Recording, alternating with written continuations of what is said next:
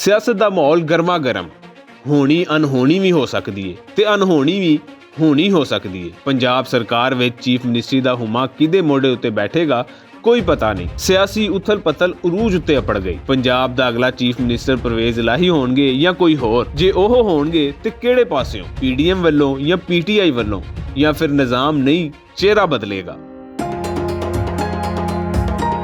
ਕਹਿੰਦੇ ਨੇ ਨਾ, ਸਾਡੀ ਲੱਗਦੀ ਕਿਸੇ ਨਾ ਵੇਖੀ ਤੇ ਟੁੱਟਦੀ ਨੂੰ ਜੱਗ ਜਾਣਦਾ। ਤੇ ਇਹੋ ਮਾਮਲਾ ਹੈ ਹਾਲੀਆ ਸਿਆਸਤ ਦਾ। ਤੇ ਸਿਆਸਤ ਵੀ ਐਸੀ ਜਿਵੇਂ ਕਹਿੰਦੇ ਨੇ ਸੋਹਣੀਆਂ ਦੇ ਵੱਲ ਛਲ ਅੱਜ ਘੜੀ ਦਿਨੇ ਪਲ। ਤਹਿਰੀਕ ਇਨਸਾਫ ਦੇ ਚੇਅਰਮੈਨ ਇਮਰਾਨ ਖਾਨ ਨੇ 17 ਦਸੰਬਰ 2022 ਨੂੰ ਪੰਜਾਬ ਤੇ ਕੇਪੀ ਦੀਆਂ ਅਸੈਂਬਲੀਆਂ ਤਹਿਲੀਲ ਕਰਨ ਦਾ ਐਲਾਨ ਕੀਤਾ ਸੀ। ਇਹ ਐਲਾਨ ਅਸੈਂਬਲੀਆਂ ਤਹਿਲੀਲ ਕਰਨ ਦਾ ਨਹੀਂ ਸੀ, ਬਲਕਿ ਅਸੈਂਬਲੀਆਂ ਤੋੜਨ ਦੀ ਤਾਰੀਖ ਦੇਣ ਦਾ ਸੀ। ਤੇ ਉਸ ਵੇਲੇ ਪੀਡੀਐਮ ਨੂੰ ਹਰ ਘੜੀ ਦੀ ਪਈ ਸੀ। ਉਸ ਵੇਲੇ ਵੀ ਇੱਕ ਪਾਸੇ ਹਕੂਮਤੀ ਇਤਿਹਾਦ ਕਹਿ ਰਿਹਾ ਸੀ ਜੇ ਅਸੈਂਬਲੀਆਂ ਤੋੜਨੀਆਂ ਨੇ ਤੇ ਤੋੜੋ, ਤਾਰੀਖਾਂ ਦੇਣ ਦੀ ਕੀ ਤੁਕ ਬਣਦੀ ਹੈ। ਉਸ ਵੇਲੇ ਵੀ ਮਾਮਲਾ ਇਹ ਸੀ ਕਿ ਅੰਦਰ ਖਾਤੇ ਰਾਬਤੇ ਜਾਰੀ ਸਨ। ਆਸਫ ਅਲੀ ਜ਼ਰਦਾਰੀ ਦੀ ਸ਼ਟਲ ਡਿਪਲੋਮੈਸੀ ਜਾਰੀ ਸੀ। ਕਦੀ ਉਹ ਆਪਣੇ ਇਤਿਹਾਦੀਆਂ ਨਾਲ ਮਿਲਦੇ ਸਨ ਤੇ ਕਦੀ ਮੀਆਂ ਸ਼ਹਿਬਾਜ਼ ਸ਼ਰੀਫ ਨਾਲ, ਕਦੀ ਹਕੂਮਤੀ ਇਤਿਹਾਦੀਆਂ ਨਾਲ ਤੇ ਕਦੀ ਚੌਧਰੀ ਸ਼ੁਜਾਤ ਹੁਸੈਨ ਨਾਲ। ਤਹਿਰੀਕ ਅਦਮ ਇਤਮਾਦ ਤੇ ਗਵਰਨਰ ਰਾਜ ਦੀਆਂ ਗੱਲਾਂ ਵੀ ਖਿਲਰੀਆਂ ਸਨ। ਓਪੋਜੀਸ਼ਨ ਦਾ ਆਲਮ ਇਹ ਸੀ ਕਿ ਇਮਰਾਨ ਖਾਨ ਨਾਲ ਪਰਵੇਜ਼ ਇਲਾਹੀ ਡਟ ਕੇ ਖੜੇ ਸਨ। ਇਮਰਾਨ ਖਾਨ ਨੂੰ ਅਸੈਂਬਲੀ ਤਹਿਲੀਲ ਕਰਨ ਬਾਰੇ ਲਿਖ ਕੇ ਦੇ ਚੁੱਕੇ ਸਨ। ਕੇਪੀ ਦੇ ਵਜ਼ੀਰ ਆਲਾ ਮਹਿਮੂਦ ਖਾਨ ਵੀ ਇੰਜ ਹੀ ਸਨ। ਫਿਰ ਅਚਾਨਕ ਇਮਰਾਨ ਖਾਨ ਦੇ ਜਨਰਲ ਬਾਜਵਾ ਬਾਰੇ ਮੁਤਨਾਜ਼ੇ ਬਿਆਨ ਉੱਤੇ ਫੱਡਾ ਪਿਆ ਤੇ ਲੱਗਿਆ ਪਰਵੇਜ਼ ਇਲਾਹੀ ਤੇ ਉਹਨਾਂ ਦੇ ਰਸਤੇ ਜੁਦਾ ਹੋ ਗਏ। ਤੇ ਫਿਰ ਅਚਾਨਕ ਇਹ ਗੱਲ ਸਾਹਮਣੇ ਆ ਗਈ ਕਿ ਪੰਜਾਬ ਦੇ ਗਵਰਨਰ ਨੇ ਇਤਮਾਦ ਦਾ ਵੋਟ ਲੈਣ ਲਈ ਕਹਿ ਦਿੱਤਾ ਤੇ ਹੁਣ ਪਤਾ ਨਹੀਂ ਕੀ ਬਣੇਗਾ। ਸਵਾਲ $1 ਮਿਲੀਅਨ